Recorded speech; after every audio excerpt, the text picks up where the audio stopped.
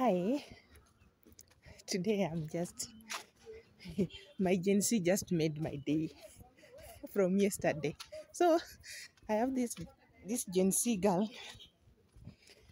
When she needs money, this lady, when she needs money, she'll be like, she slides in the inbox with sasa. Ukiona tu umetumiwa sasa, ujue next niko broke, nitumie kagitu. So so yesterday at night, I'm the one who slid in her inbox because she has stayed for a very long time without asking money. So I was like, let me try her. And the reason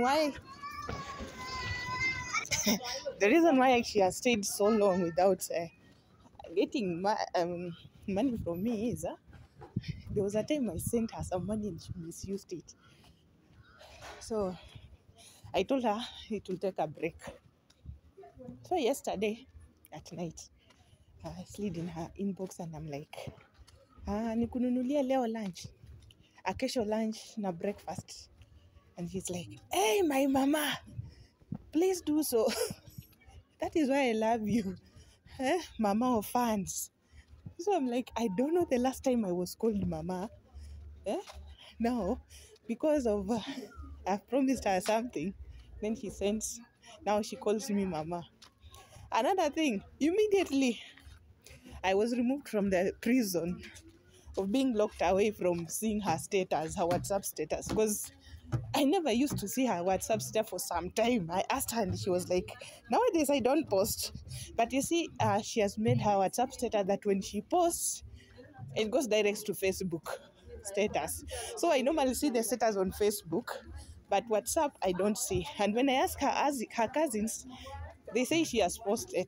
So I was like, okay, let me just play low. So after telling her that, okay, how much do you want for breakfast and lunch tomorrow? She's like, this amount. I was like, wait a minute, I was to send you 100 bob. I don't have that money.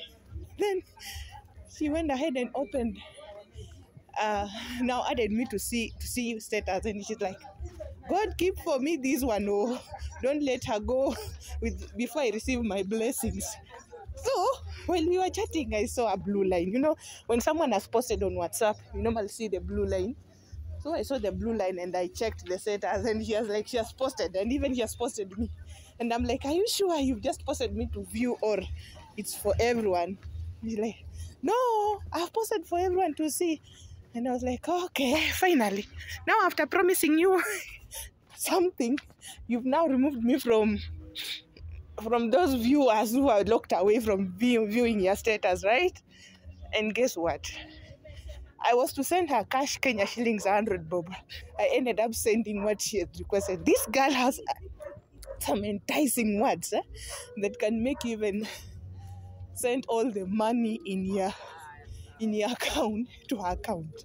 She has these sweet words. This lady, acha tu, sijui wananiconvince aje. Alafu anaanza kucheka like, hai, sasa ukinitumia so moja hii haitafanya kitu, hebu fanya aje, tuma tu yenye uko nayo hapo hivyo yote. And I was like, mimi tu nilikuwa nikutumie 100, hata huko umeitisha, ukijua venye nilikuwa broke. She left me laughing, and that is how I ended up broke, and she ended up being rich. Now she's the rich lady.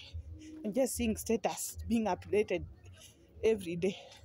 After 2 days, she'll be like, hey, mom, sifanye mpango, utaona tena sasa. And you're like, anyway, those are our Gen Zs. Mimi huwa nawaelewa tu the way they come, and I deal with them the way they are. I don't normally push them. I just play around with their mind, and we are good to go, and we live healthy without any push and pull. Yeah. How is your experience with their Gen Zs?